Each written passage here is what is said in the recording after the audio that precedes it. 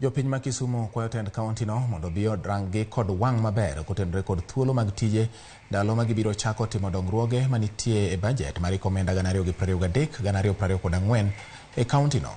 Giyango bende ni kinde ma tend kaonti somo pacho ganda owinjore kikwed jogo ma ong'ol kaka ne oneno odiechieng' ma kawuono. MCA Makondele Joakim Okech ne en kata ma en jakom mar chenrono mar somo paro. Okoni gidhi bedo piny kod jokanyo e komiti mar budget mar neno ni kuonde mane jopiny ok mor godo olosi.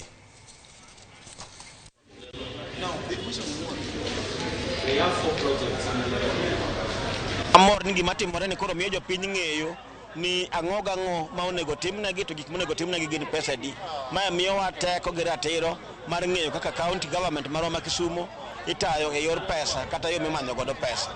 Gik ma wakolo duto wayuak ni tenders mimiyo ji obedie tenders mimiyo jowa tije mantie omi jowa mondo time dalaka mondo wayud kaka wadongore wan wawegi. Agoero kamano the process because the process will be very smooth but nitiere some of the things manyaka wachi ma ok otimore makare ahinya. Onego bed ni ji duto te giyudo thuolo mondo kik wabed gi ni discrimination ni oganda moro ok ochopo.